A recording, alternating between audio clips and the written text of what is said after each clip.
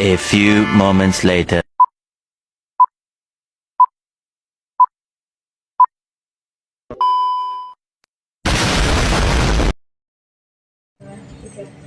Assalamualaikum warahmatullahi wabarakatuh. Halo teman-teman semuanya, selamat datang di podcast kami.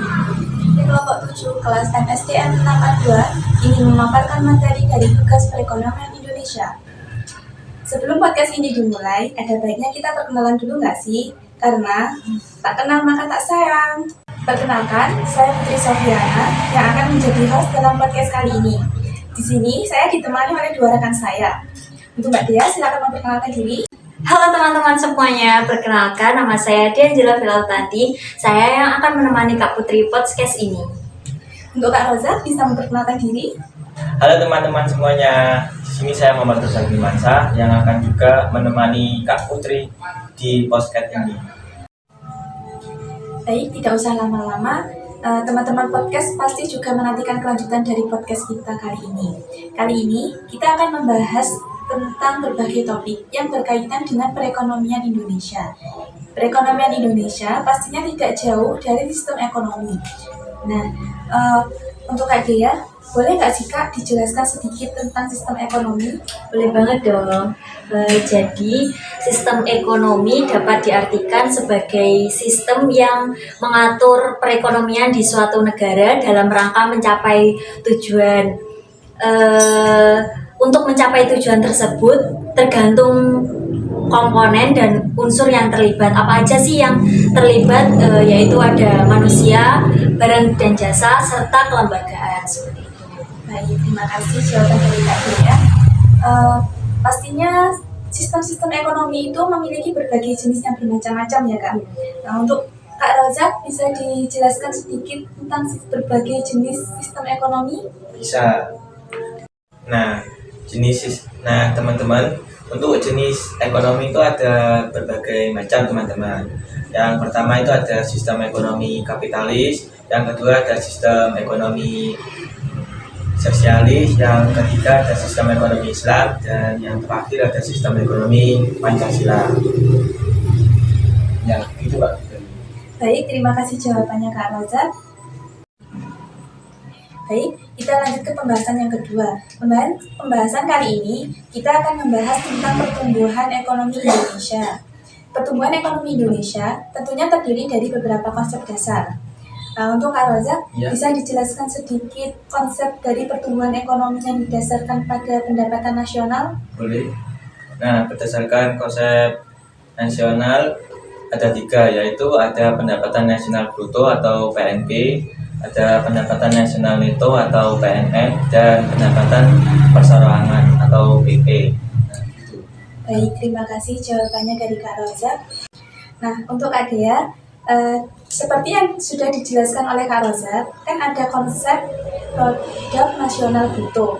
Nah, apa sih pengertian tersendiri dari produk nasional bruto?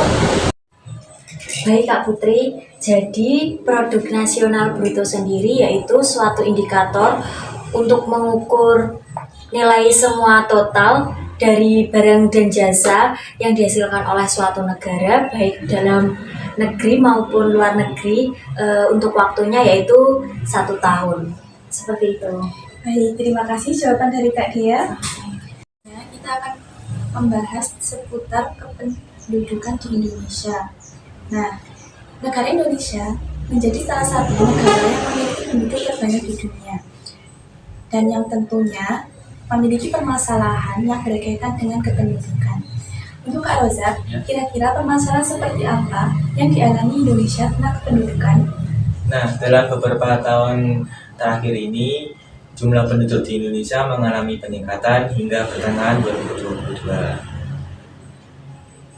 Jumlah penduduk di Indonesia mencapai 275,77 juta jiwa. Jumlah ini naik 1,13% dibandingkan tahun lalu loh, Kak Putri. Oh, ternyata sangat tinggi juga ya pertumbuhannya. Iya. Kira-kira solusi apa yang dapat digunakan untuk mengatasi angka kelahiran yang tinggi? Kak Dea bisa menjelaskan? Bisa dong Kak. Sebenarnya ada beberapa cara seperti memberikan sosialisasi untuk mengendalikan jumlah anak, lalu ada memperkuat pendidikan tentang kesadaran atas dampak pertumbuhan yang semakin cepat ini bagi lingkungan, serta mendorong keluarga berencana. Seperti itu ya. Baik, terima kasih atas jawaban dari Kak Dea. Untuk materi yang selanjutnya, kita akan membahas tentang ketenaga kerjaan. Nah, di Indonesia, angka pengangguran terbilang sangat tinggi.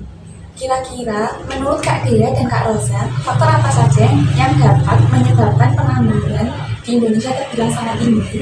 Oh, baik Kak Putri. Jadi kalau menurut saya teman-teman, pengangguran di Indonesia saat ini terbilang cukup tinggi dikarenakan krisis ekonomi seperti keuangan dan resesi yang menyebabkan perusahaan mem-PHK banyak karyawan.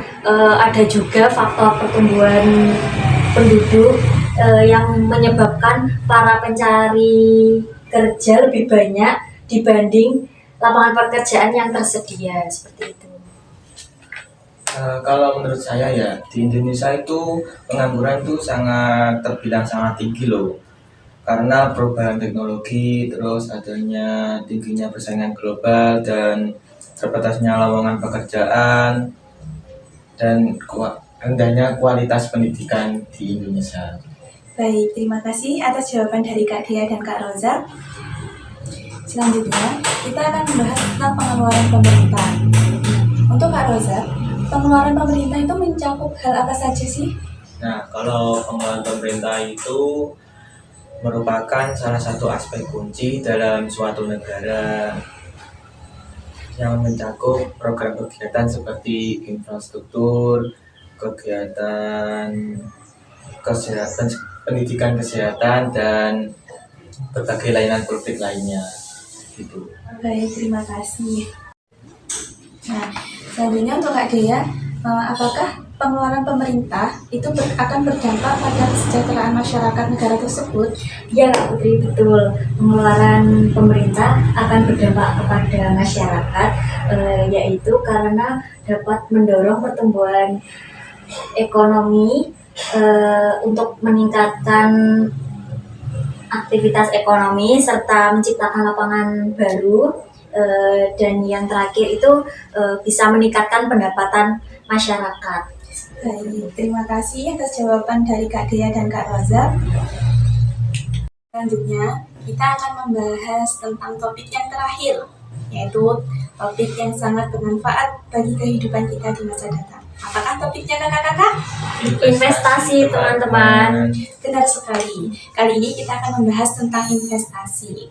Nah, investasi sekarang ini memiliki arti yang sangat penting bagi kehidupan kita.